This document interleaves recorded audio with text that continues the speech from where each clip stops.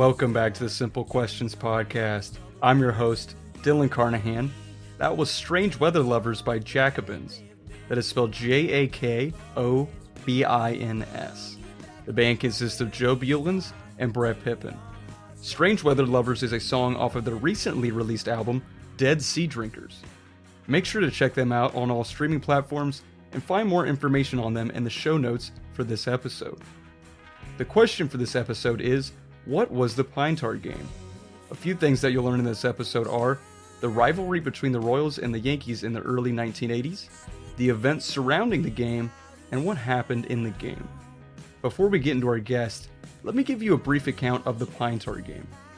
On July 24th, 1983, the Kansas City Royals are playing the New York Yankees at Yankee Stadium. The Yankees are leading 4-3 in the top of the ninth inning. George Brett comes up to bat. Brett hits a 2-run homer to give the Royals a 5-4 lead. Pretty straightforward so far. Well, no it's not, because Brett is called out. Upon the request of Yankees manager Billy Martin, the umpires inspect Brett's bat for having an excessive amount of pine tar. For those of you that don't know, pine tar is a sticky substance that baseball players use to grip objects better. The umpires decide to call Brett out, and the home run is said not to count because of the illegal bat Brett used. Chaos and controversy ensues. This call is eventually overturned by the American League president, and the game has to be resumed on August 18th, at the point after Brett had hit his 2-run homer. Our guest was the Yankees pitcher who threw in the resumption of the ninth inning for the Yankees in the Pine Tar game. He played 10 seasons in the MLB, having played for the St. Louis Cardinals, New York Yankees, Cleveland Indians, Chicago Cubs, and Minnesota Twins. He is a World Series champion, having led the 1987 Minnesota Twins to win a World Series. He has over 20 years of broadcasting experience, announcing for the Twins, Rockies, and the Big 12 Baseball Championship. My former pitching coach, ladies and gentlemen, George Frazier.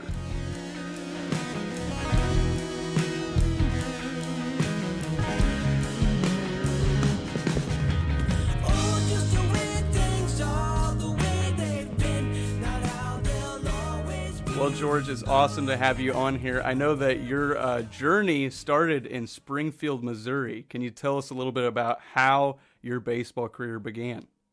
Well, I think everybody played Little League Baseball back then. And I think, I played American Legion Baseball because I got cut 3 years in a row from my high school team. So I never made my high school team till I was a senior. And I really didn't even try out then. The coach came and said he wanted me to pitch. And long story short, I ended up getting drafted by the Texas Rangers out of high school, and I thought, well, maybe that's what I want to go do. So I pitched in a tournament over in Bartlesville called the Glen Widget Tournament, and there was always big teams there. So in the finals, I beat Rick Sutcliffe, the Kansas City guy. I beat him 1-0 in the finals, and I came out in the parking lot, and Oklahoma State, Kansas State, Iowa State all offered me baseball scholarships. So I started thinking about it. This is July. I've already graduated. So I thought about it. I said, all right, I'll go to Oklahoma. So I went down to OU, and then I ended up out of that. Obviously, we went to the World Series 4 times, College World Series, won the Big 12 4 years in a row. A lot of great teammates, great players. I got drafted in the 9th round out of there by Milwaukee, and then the career was off and running. It's quite a little stretch there. Can you talk a little bit about your time in the big leagues and kind of how long were you with the Yankees? Well, when I got drafted by Milwaukee, I was only there a year and a half, I think, and then I got traded to the Cardinals. And I went to the big leagues in 78, 79, and 80. Off and on, I was up and down a lot. I never stuck. And then in spring of 81, I got traded, or it's actually in May of 81, I got traded to the Yankees. And so then in 81 in the fall, I was in the big leagues with them, World Series, 82, 83, played for Bob Lemon. Yogi Berra was a coach. It's kind of great. Billy Martin was a manager in 83. So, a lot of those things. The thing about playing for the Yankees, there's a certain way to play the game, and they make sure you play it that way. And I think, it's all about winning. Obviously, Mr. Steinbrenner. It's all he cares about. You wear your uniform right. Don't wear your hat backwards, all that kind of stuff. You wear it forward. So it kind of taught me a lot about the game, really. Never stand in line at restaurants. You get the best seats at shows in New York. You don't there, you go somewhere else. And I happened to go to Cleveland, and I was just like, wow, where I'm stuck in Cleveland now, a team that never finishes above 500 ever. And ironically, Burt Blyleven was our number one, a guy in the Hall of Fame in Cleveland. So, and then from Cleveland, I went over to the Cubs, and then, at the 84 playoffs, and then 86 and 7, I was with the Twins, went to the World Series. But at the time with the Yankees, that I had a lot of fun. A lot of different things happened in the course with the Yankees. Playoffs in 81, I set a major league record, most strikeouts by a relief pitcher in one outing in the playoffs. So, a lot of decent things went on. One thing that I participated in that was kind of funny, everybody said, Pine Tar game, I didn't know you finished the game. Yeah. And the ironic to that was, Brett hits the home run, and everybody files the complaint. They give us the win. They complain. They file the protest. The protest is heard. They said, well, we got to finish the game now. So I think Ron Guidry was in center, if I remember right. Don Mattingly, left-handed, played second base. And so what Billy Martin did, he was trying to outsmart everybody. So Billy came out with to ask the umpire, did you see George Brett touch first base? Because we had a new umpire crew. Yeah. So he thought I could catch him. Every single umpire had an affidavit from the previous umpire stating they saw him touch first base. And it's kind of the funny side of this. Hal McRae has made a comment that he was going to hit a home run off of me because he was the last batter I faced. He was the only batter I faced. And I heard about it. And so I ended up striking him out on 4 pitches and told him, whatever. So that was crazy because we played it on a Monday off day at 1:00 in the afternoon. And Steinbrenner opened the stadium up to the Bronx. Anybody that wanted to come. Well, we only ended up having, I think they ended up having like 8,000 or 9,000 people walk in to see the finish of the game. So it was a strange time, to say the least. Can you talked earlier about, the Yankees teaching you how to play the game the right way. During your time there, how else would you describe the Yankees organization? First class.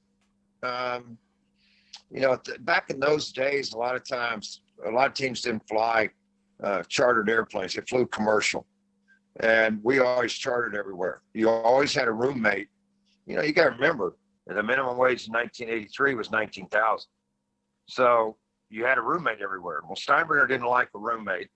This guy stays up late. This guy goes to bed early. This guy gets up early and eats or whatever. So we all had our own roommates, and that we didn't have any roommates. So that was a deal where Steinbrenner made sure everybody got the rest, got what they're supposed to do. We flew on L-1011s, not 737s. Nobody sitting on a row with you. All the flights were shrimp and steak and great food to eat on all the flights.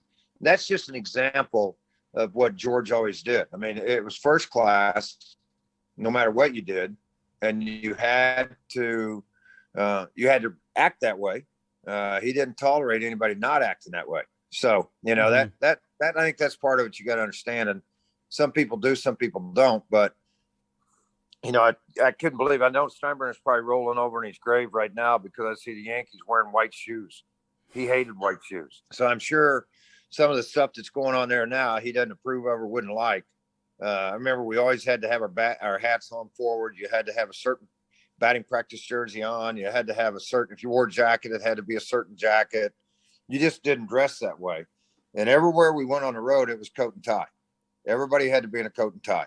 So you couldn't get on an airplane without a coat and tie. So the funny part was Greg Nettles hated ties. So Greg Nettles would take and just tie a shoestring around his shirt and make it look like a bow tie. And he'd wear that on the airplane. So, well, I got a tie on. You didn't say what kind of tie I had to have. So, crazy things that went on back then. A lot of people, a lot of players. I felt fortunate because, I played with Reggie Jackson, who's a Hall of Famer, Dave Winfield, a Hall of Famer, Goose Gossage, Hall of Famer. Those guys were on there. Tommy John should be in the Hall of Fame. Ron Guidry should be in the Hall of Fame. Don Mattingly should be in the Hall of Fame. So when you play with those kind of players all the time, you expect to win. There's that standard. Yeah, there is, and I thought everything with the St. Louis Cardinals could never be better. I mean, the Cardinals were the Cardinals because Stan Musial came in the locker room on a daily basis to see Stan the Man, who I grew up idolizing. Bob Gibson came in. He just retired 2 years earlier. So to see guys like Gibson come in, my locker mate was Lou Brock. To be around that, I think today's players really don't appreciate the game of what the history of the game is, and to understand probably what a lot of these guys did in the game and the difference now. I'm in a Yankee locker room now. You got sushi bars, you got all this stuff, the health food everywhere, dietitians and all this stuff.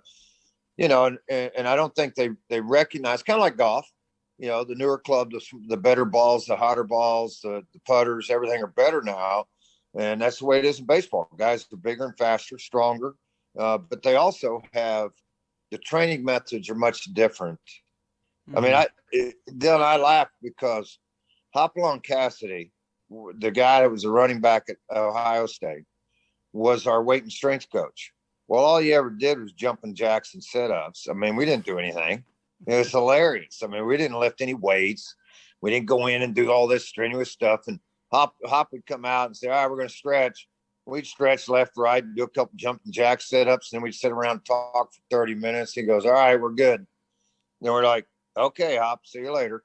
So, I mean, but George, being from Ohio, basically just took care of Hopalong Cassidy. He had a job for life. Mm-hmm. Actually, they had to show him how to put a baseball uniform on. He didn't even know how to put on a uniform. So it was pretty crazy. That is crazy. So during this time period, you kind of set the stage for kind of your experiences and how the Yankees were at the time. How would you describe the Royals organization in the early 80s? Well, I mean, I think the same thing, just smaller market, Mm-hmm. Thank God they didn't have iPhones and all that when we were playing. But, I think the Royals in general, with Brett and Wilson and White and all the great players that they had there, Darrell Porter, the great pitchers, Dennis Leonard, all of those guys, Lee Brandt, Quisenberry, their closer. It was always great battles with the Yankees all the time. And, of course, the Yankees at that time were a pretty good ball club, so they won a lot of games. And, it was weird because we had a big rivalry with the Red Sox, obviously, with Boston. But that rivalry became with the Royals, too, just based on what we did all the time, because both teams were really, really good. I can remember coming into the hotel in Kansas City at 2 a.m. There'd be 400 or 500 people in the lobby just to watch us walk through. They wanted to see the Yankees. I mean, it's crazy. You go to the ballpark, Seattle's drawing 800 or 1,000 a game. We show up, there's 45,000 in the ballpark. So the Yankees, baseball benefited from the Yankees and how good we were and the players we had, not just in New York, but everywhere we traveled. And I think you could say the same thing about the Kansas City Royals. People wanted to watch George Brett play baseball. And there was that rivalry, as you mentioned, kind of between the Yankees and the Royals in the early 80s. Yeah, it was. All the different fights that went on. Nettles and Brett at third base had a big fight one year. I think George popped up and gave him a shoulder. Nettles popped him and the fight was on. Yeah, there was always that intense rivalry for the games. But it was like playing college football on a Saturday afternoon in front of 100,000 people. It was that way every game. And that's what made it fun for me. I loved it. I loved warming up down the left field line in that little tunnel. It sounded like you're throwing 180 miles an hour. I mean, it's great, the loud pops, fans throwing beer on you over the top of it and everything. That just initiated more fire for us. And it created more. But I don't think Yankee fans truly mistreated the Royals of the way the Royals fans didn't like the Yankees. Does that make sense? Yeah. So that was pretty crazy. And what do you mean when you say that? What makes you say that? Well, the Yankee fans are Yankee fans, but they're also very appreciative of the game. They're appreciative of good players. We get a bunt over, they're going to stand up and clap. Not necessarily. They did when I played. The Midwest fans were always good. Don't get me wrong. Royals fans and Cardinal fans were always good fans. But there always is that dislike for certain people, certain teams. And I think because of the rivalry It's like playing Kansas, Kansas State, Oklahoma, Oklahoma State, Nebraska, Oklahoma. There was always that rivalry of everything. So, and I think that's where, they yell names at you and try to distract you as you're warming up while you're going out to try to do your job at times. A lot of Yankee fans lived in Kansas City too. So, I mean, we get a lot of that when we were there. Can you talk a little bit about that series that ultimately ended up with that controversial Pine Tar game? What was that series like leading up to that? Well, it was that was an afternoon game. Goose came in to pitch, but I'd have to go back and look, to be honest with you, to remember how the series was going. But it was an intense series because it was late. It was like, I can't remember, June or July that we played the game. So. And then we had to come back and play the suspended part of the game later on. But how it all happened and how they got caught was you can't have pine tar past the width of home plate. And so Greg Nettles had said something to Billy. And then when he did hit the home run, Billy went up to him and said, get the bat and measure it. It can't be any wider than home plate. And sure enough, it was from the handle past that grip area. So it was all the way up past the label on the bat, and that's actually that's what the rule states. But then they came back and said pine tar had no effect on the flight of the ball and all that kind of stuff. Yet they say now that pine tar has all the difference in being able to throw a baseball where you need to. How knowledgeable were players about that rule at that time? Oh, they didn't know anything about it. I think Nettles probably pulled that one out of the hat. Billy had somebody look it up, and then he made that decision to go ahead and create that. So, yeah, I don't think anybody was right on top of that going into it. So that was something that was brought to Billy Martin's attention.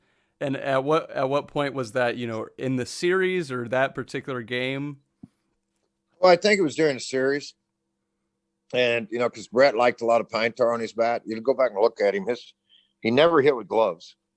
So he would always have pine tar over his bat so he could grip the glove a little better or bat a little better. And I think somebody said something to him during the series. So they're waiting to see, if George Brett does something to beat us in the ball game, we're going to bring it to everybody's attention. And he hit the home run off Goose, high fastball at 98 miles an hour, hit it in third deck. And next thing you know, we're in a little bit of a mess. Or they are. Tim McClellan was the home plate umpire. And, that guy's like 6'7", 250 pounds. And George couldn't shove him around, but he sure was trying. Yeah. And how did the players and fans react when, George was called out? Oh, the Yankee fans loved it, of course. They were excited for it. That, he was called out. The Yankees are going to win the game. So they were extremely excited. I don't think anybody anticipated the turnaround or the change the way it ended up happening, because they just basically changed everything for everybody. Because now you're going to have to come back and play the game again. I had to get the out, and I think we went 3 up, 3 down, and the game was over. So it was a quick result and a quick end on a Monday afternoon. In the days after, that decision was made, that Brett was out, what was the media attention like? Oh, it wasn't as much as you would think it was. I mean, it kind of died down after a couple of days. After they went, okay, who told you this? Who told you that? Of course, Billy never revealed any of it to anybody. How'd this happen? How'd that happen? Not anything about it. Then a ruling came out that we're going to have to play the game, finish the game. So as soon as that happened, they okay, all right. And then we just waited for a date to be assigned by the league, and then we played that game out. How did the clubhouse view the decision being overturned? Oh, I mean, they were just like, all right, well, let's go play the game. At the time, this is June or July, and we're playing at August. I think August 10th was the replay of the thing. So nobody really cared. I mean, we didn't even really think about it until that time when it was time to play the game again. And quite honestly, I think at that point we were 1 or 2 back of Baltimore at the time, and Kansas City was leading their division. And we honestly probably didn't think a whole lot about it. That was a long time ago. That's 40 years ago. I know there was kind of some legal, grumblings about replaying the game. How certain of you were you that you were going to play that day? Well, I think when the league came out and said, eventually at one point they said, no, we're not going to replay the game. Then it came out and upheld the appeal. And the thing was, we weren't going to replay the whole game. We were just going to replay the third out of the inning and the top of the ninth, and then for us to hit in the bottom of the ninth and go forward. And so that's kind of what they had said. So really wasn't any a whole lot of legality to it. I mean, Steinbrenner fought it a little bit, but once the league said, no, you're playing, that was kind of the end of it. And going into that, resuming that game, you had mentioned kind of how the lineup was a little wonky. What was the rationale for having a starting lineup like that? Because what happened, Omar Marino was out of the game, so we had to have a center fielder, and Guidry's probably the best center fielder we had anyway. So Guidry was the center fielder. We had to move a guy over to first because guys had been pinch hit for. Other guys had gotten hurt. They weren't on the score because you had to go by the scorecard from when the game was suspended to replay the game. So there was guys that had pitched the day before, couldn't pitch. There was guys that had played 7, 8, 10 days in a row, needed an off day. And quite honestly, Billy thought it was kind of a farce. We even had to play the game, so that's why he put the lineup together that way. You're saying kind of the culmination of Billy seeing it as a farce, in addition to you had to play that roster from that game. Right. So it was just, it was kind of one of those deals. I don't think Martin really wanted to play the game. Quite honestly, I don't think he wanted anything to do with it. Then as it turned out, he ended up, we had to play the game, and it was like, all right, well, you guys making a mockery out of this, I'm going to make one out of it. And that's kind of what he did. Yeah, and what you're on the mound for the Yankees when they resumed that game. What were you told before you went out? Well, they just told me to go get an out. I mean, I was actually in the bullpen, and me and one other guy, I think it was David LaRoche, were the only ones left that were eligible to pitch in the game. Everybody up because you got to go off the previous scorecard, and so the two of us were the only ones that had been eligible, and I hadn't pitched for a couple of days. So Billy just came in and said, hey, you're going to start the ball game, pitch the ninth. I said, okay. And that was kind of the end of it. And I just went down to the bullpen and got loose and then came in and started again. So there was no national anthem. There was none of that because we'd already had all of that. So it's just the continuation of that ninth inning. Really? So it was really just like you said, a continuation. There's none of that showmanship that you get at the beginning of a baseball game. No. So, everybody just kind of jogged out to positions. I got loose through my 8 warm-ups, threw 3 to McCray, struck him out, and I think we came in and went 1, 2, 3 actually, and the game was over and everybody went home. So a game that started at 2, I think it was over by 2:30 and everybody was on their way. Wow. They bussed over from Baltimore, so they were taking the bus back or train back to Baltimore because they had to play in Baltimore on Tuesday in August. So they just came up for that one deal and then turned around and went right back. Interesting. That was super brief. When you went out there, George, I recall you throwing 2 throws, 1 to first and 1 to second. Well, that's where Billy had us appeal that they didn't touch the base. And so the reason behind that, Martin knew that umpiring crew had not seen George Brett touch the bases. So he had me appeal first. They called him safe. Had me appeal second, called him safe. Billy came out, said, you never saw him touch the base. And the umpire pulled out an affidavit out of his back pocket. So I think somebody had tipped the umpires, or maybe they just felt like what Billy was going to do. And, or somebody called and said, are we going to have the same umpire crew too? No, you got a new umpire crew. And that's where Billy thought, oh, well, then I'll just go out and appeal it because they didn't see him touch the base. When in reality, he already had, the umpires already had a affidavit stating that they had saw him touch the base. How odd is that? Well, I mean, it's just, who would think it all, to be honest with you. I wouldn't have think, who would ever think of all that stuff? Yeah. Now you kind of mentioned how, that last inning wrapped up, it was pretty brief. You go in there, you get the strikeout, and then, bottom of the inning, it goes 1, 2, 3. How much of an impact did that game have on the rest of your season? Was it just that was just nothing? Not really. I mean, we kind of got back into the hunt in late September. And if I remember right correctly, Baltimore won it in 83. They had 4 really good starting pitchers. So they ended up winning the American League East, American League East at the time, because there was just an East and a West. There wasn't a Central at the time. So they won the division. They went on to win the World Series, if I'm not mistaken, in 83. So that game had no effect on us going down the road. You can always look back through a season and say, well, man, if we'd have won these 2 games, or how did we ever lose to Cleveland? Should never lost to them. We should never lost to this team. But you can't do that. You go back and you start trying to recount the whole season, and did one game have an effect on the season?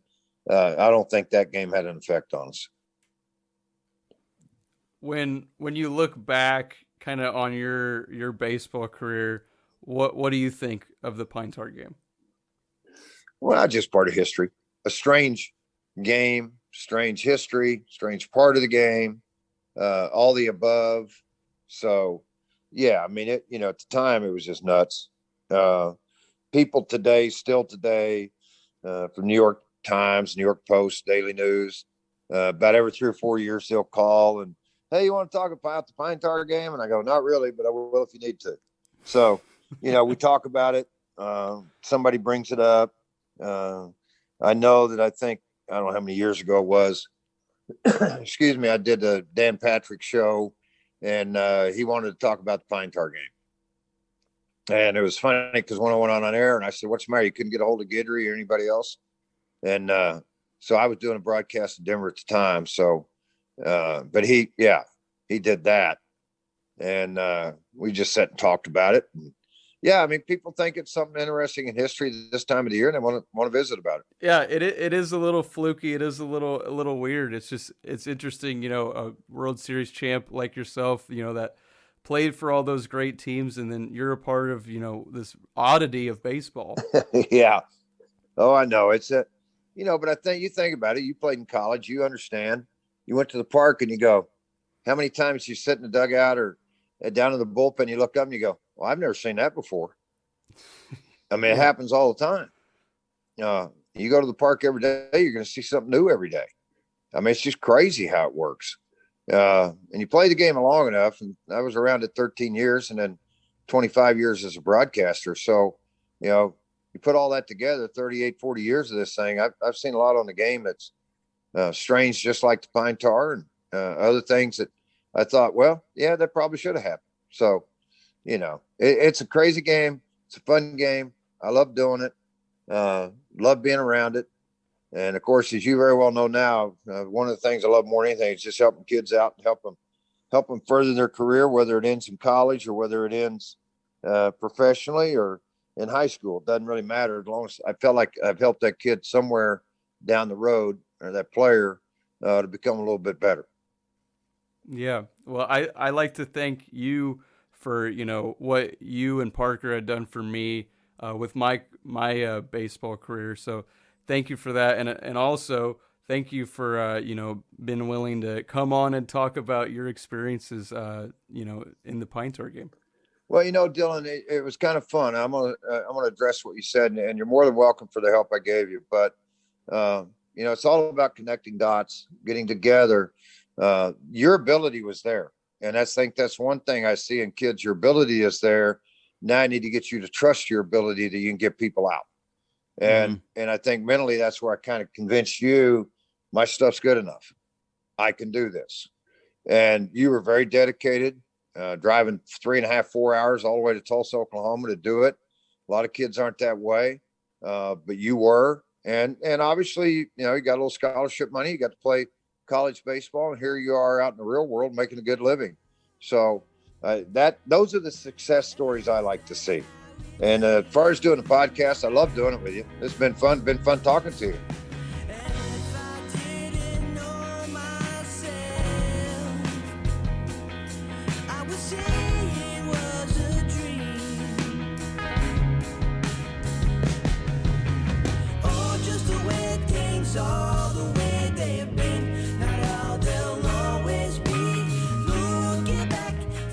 That wraps up our conversation with George Frazier. We talked about the Yankees' perspective of the Pine Tar game with someone who played in the Pine Tar game. we heard how the Yankees viewed the Royals at the time, and learned a little bit more about what happened in one of the oddest baseball games in history. Don't forget to check out the band Jakobins and their new album Dead Sea Drinkers on all platforms. And lastly, subscribe to Simple Questions Podcast to get notified when our latest episodes are released. Our next episode will be about how life will be in the future, and we will discuss that with someone who's shaping that future. Thank you for listening, and remember to keep asking questions.